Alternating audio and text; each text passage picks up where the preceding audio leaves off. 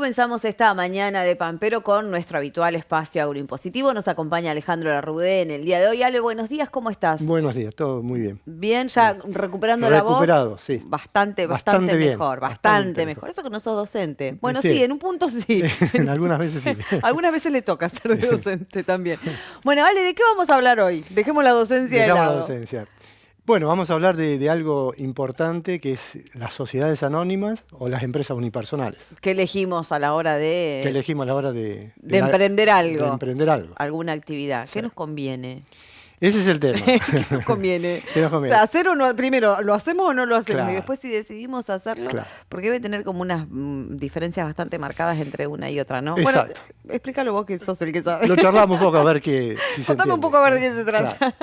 Bueno, es cierto que tiene diferencias, ¿no? Hay muy marcadas. En realidad, siempre cuando hay algún emprendimiento que comienza, no sé, salvo que fuera algo muy importante, que ya sabemos que va a tener muchos ingresos, gastos y demás, pero cuando es un emprendimiento mediano o pequeño, por lo general se acostumbra a decirle al cliente, vamos a empezar todo esto a desarrollarlo a través de una empresa unipersonal. Y la anónima está para algunas cuestiones más importantes o de mayor peso. ¿Por qué? Porque una sociedad anónima tiene una serie de formalidades que no tendría una empresa unipersonal.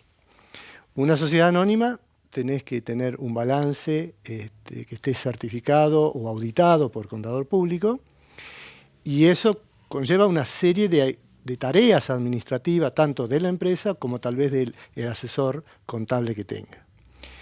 Supone costos. Sí, ahí ya estamos. Ahí tenemos. Si arrancamos, entonces si recién estamos arrancando, como dijimos recién, con un emprendimiento que estamos probando con una nueva actividad, Exacto. o que incluso por ahí queremos adherir un servicio más a algo que ya estamos haciendo, por ahí conviene hacerlo así como una empresa. Como una empresa unipersonal. Unipersonal. Sí. La empresa unipersonal va a ser mucho más sencillo, no va a tener que inscribirse a lo mejor en la Dirección de Personas Jurídicas, en la IGJ. Tienen muchísimos menos requisitos. O sea, ahí entra siempre como en el carácter de emprendimiento generalmente, Claro, ¿no? exactamente. Y que ya también tiene otros beneficios. Y que tiene beneficios, y es esto que estamos diciendo a partir de octubre de este año, o sea, ya. Sí, ya en unos días. Claro, Sí, ya. tenemos que volver a repensar todo esto que estamos diciendo. Ya no es tan, como lo acabo de decir, ya no es tan simple como era pero antes. si yo quiero arrancar entonces el 15 de octubre, ¿qué hago? Y no sé, habría que esperar un poquito. ¿Qué hacemos? O sea, por el momento entonces no hagamos nada. Claro. No estaba tan errada No cuando estaba tan comenzamos, que dije, bueno, primero hay que decidir si hacemos o no hacemos y después cómo lo Claro, hacemos. Por el exacto. momento no. Bueno, ¿por qué? ¿Por qué ¿Por qué llegar acá? cambia Ahora esto? quiero saber Claro, por qué cambia, no lo que me conviene. Claro. Cambia porque va a haber la deducción del impuesto, la retención del impuesto a las ganancias en las personas que estén en relación de dependencia. Se eleva ese piso, que tiene que ser de 1.770.000 mensual. A partir de ahí van a tener retención del impuesto a las ganancias. ¿Qué quiere decir esto?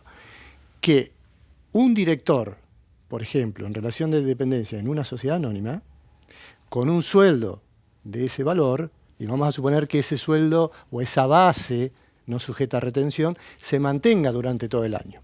Probablemente va a subir. Sí, bueno, igual decimos para lo que queda del año también no Claro, es... claro.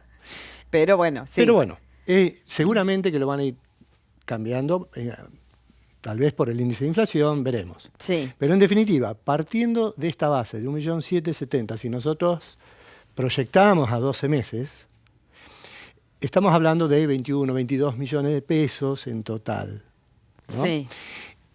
Si esta persona realiza un emprendimiento como empresa unipersonal y hubiera tenido esa renta de 22 millones de pesos, hubiera tenido que pagar impuestos a las ganancias. Sí. Descuenta ciertas deducciones que existen y termina pagando 5 millones y algo, casi 6 millones de pesos. ¿Estamos? Me hace así 5 o 6 millones como si fuese... A mí Porque no se es me está nuestro, bajando la ¿viste? presión. O sea, es muy Claro, temprano. es muy temprano. Para semejantes cifras. Pero bueno, sí, entiendo que en este tipo de actividades es como nada. Claro. Entonces, tal vez esta persona que desarrollaba una actividad a través de una empresa unipersonal y que iba a tener que tributar 5 o 6 millones de pesos por ese resultado, tal vez hoy, a partir de octubre, tenga que repensarlo y decir, bueno, a ver, si yo tengo una sociedad anónima, obviamente que necesita un socio, salvo que sea una sociedad anónima unipersonal. ¿Qué hago? También se puede hacer eso. También se podría hacer eso, tal cual. Entonces, ¿qué hago? Soy director de esa sociedad y tengo un sueldo como director, pues puedo estar en relación de dependencia, de 1.770.000. ¿Qué va a suceder con eso? No voy a tener retención de impuestos a las ganancias, con lo cual no voy a tener que tributar impuestos. En ese caso yo mismo me pago el sueldo. Igual. Exactamente, es así. Es así. Y la sociedad que tuvo ese resultado, para compararlo con la empresa unipersonal, al descontar el honorario, el sueldo del director, quedaría en cero.